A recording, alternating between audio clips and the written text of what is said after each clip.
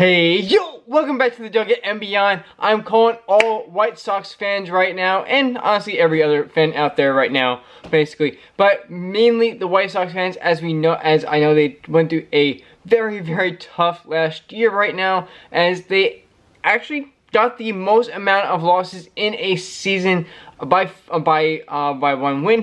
one loss here, as they had 121 losses. They losing to the Detroit Tigers in the AL Central here, as we know that the Tigers went to the playoffs and beat the Astros, as it was like one of the first times in I think like ever or whatever. But yeah, they had a very hard time, and yeah, they've been losing pretty badly the last couple years.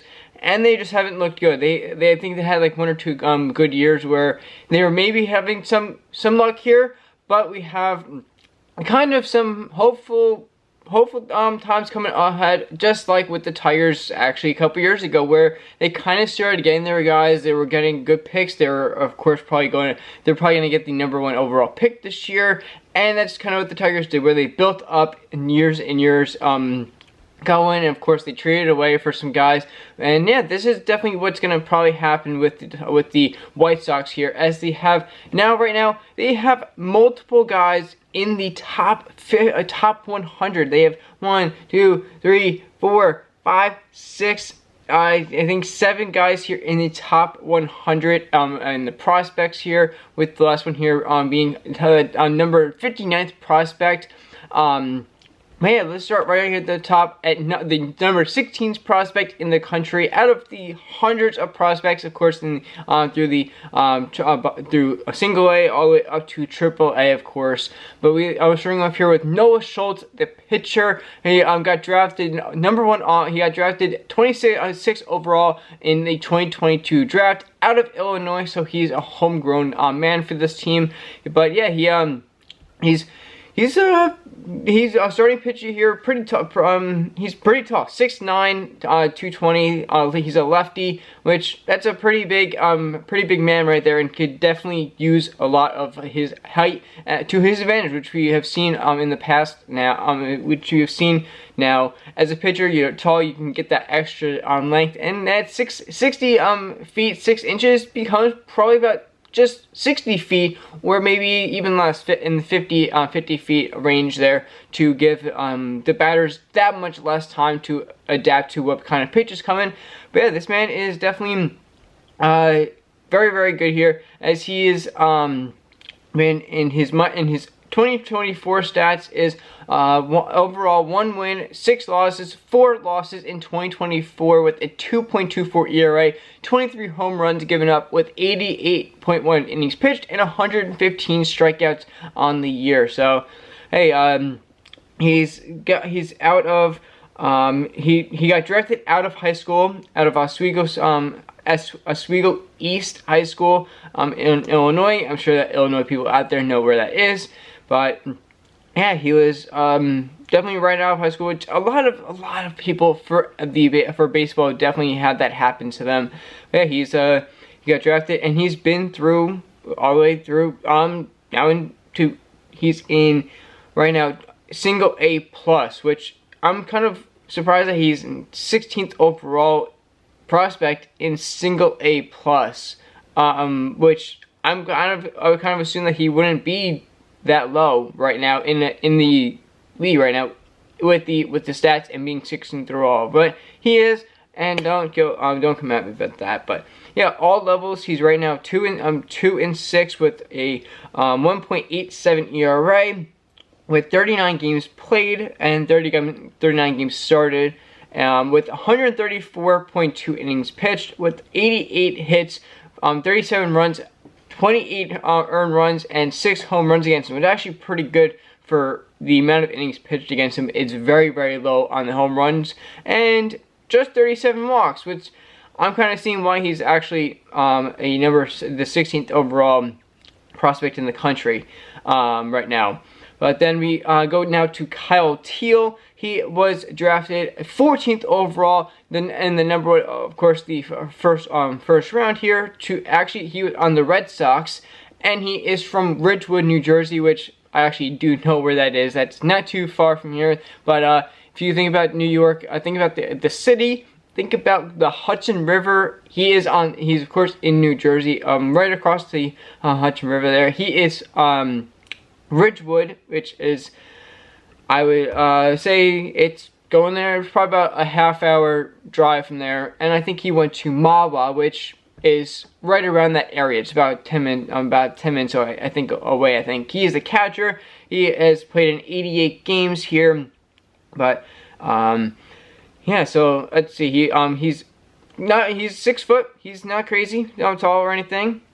But he did get drafted by the Red Sox that year in 2020 in the 2023 draft from the University of Virginia, and he went to Mahwah High School, which is right around that area of Ridgewood. So I think he technically went out of town for high school from where he was born.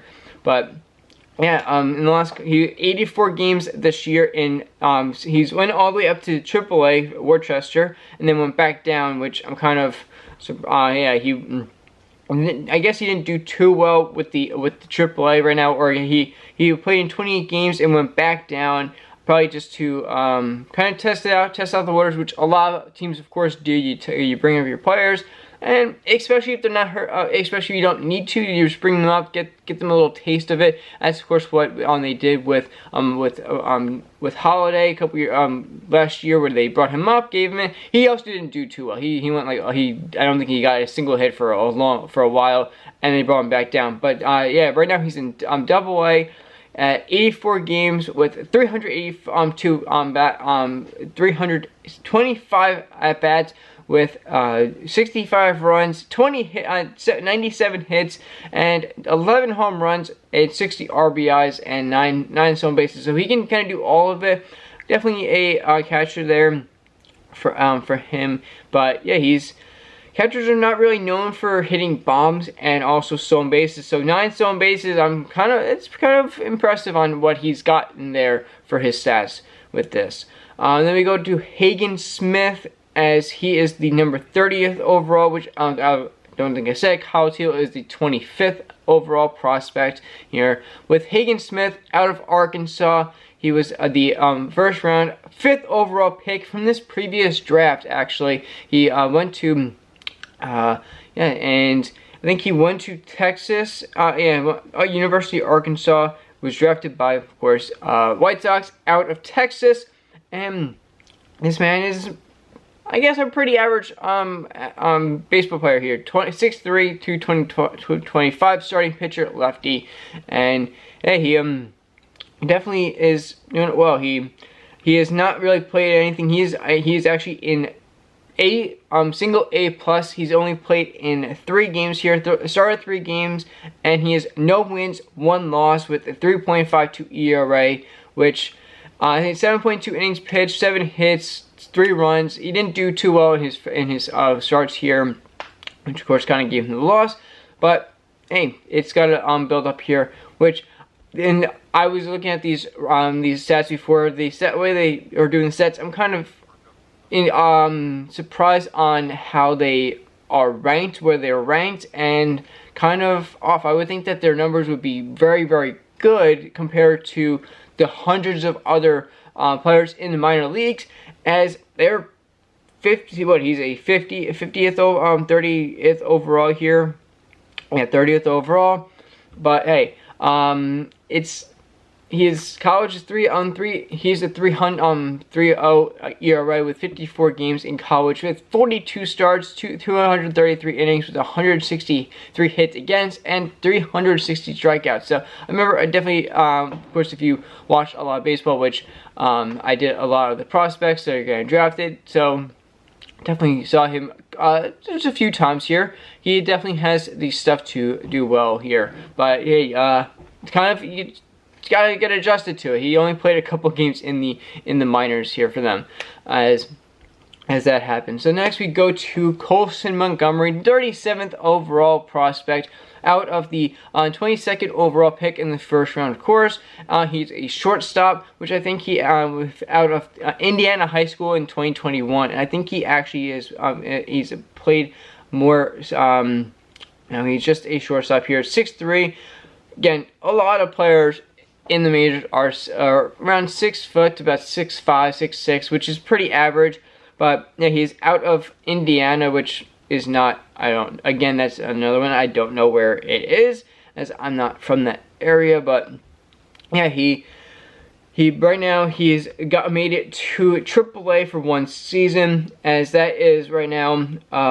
He's had 573 at bats in 130 games with 66 runs, 104 hits with 21 at bats. With the home runs is about 18, and stolen bases is at 8. So he's definitely a pretty average player. I'm sure that he will he will definitely do well, even though he's been out kind of drafted for the last couple of years already at this point. But hey, it's all a slow process. And again, this is kind of like where I'm seeing the stats and everything. I was looking at it, and I'm like, how are the stats kind of making up with where they are with the prospect ranking? And it just doesn't exactly make sense. But hey, the numbers aren't popping out to me at all, really, with some of these things.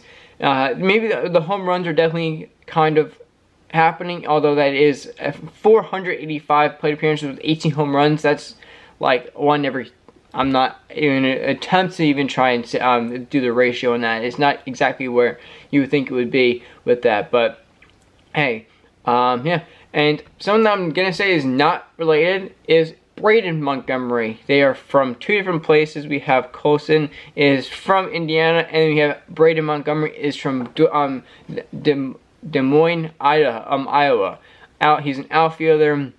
He was actually drafted by the Red Sox in 2024, this past draft. First round, 12th overall. He was drafted out of Texas A&M, but started in Stanford, and he has not played a single game. He has not played a single game for the minors here. Yeah, as he came right out and did not play for them. Granted, he did get.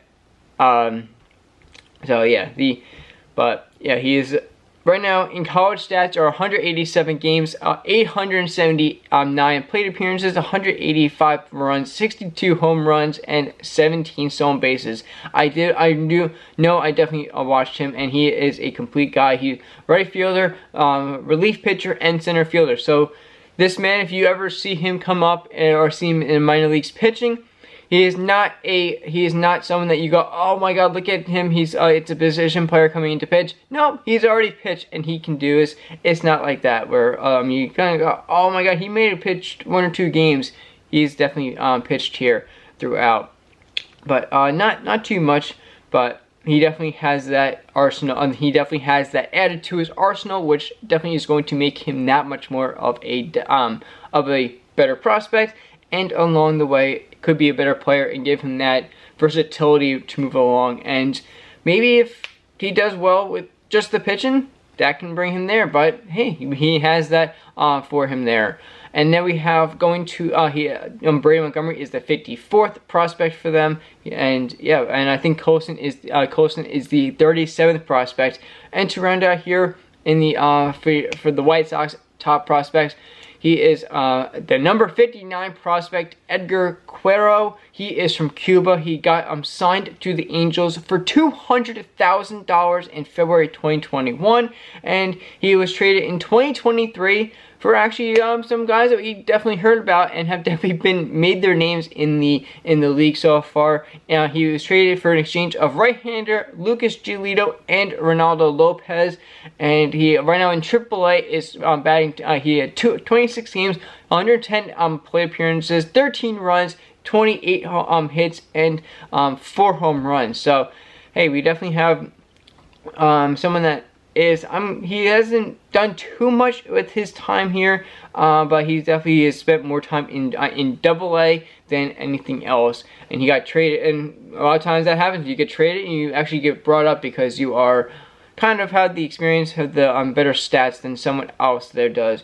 But yeah, in AA, he actually definitely spent a lot more time there, with 747 plate appearances, 623 at bats, with actually that doesn't make sense, but 173 games here with actual 18 home runs. So he definitely has that still going for him, and his stolen bases is at 2. So he definitely is not a stealer. His most steals right now is 13, and that was in Single A where he had 2 seasons also. But definitely not a stealer.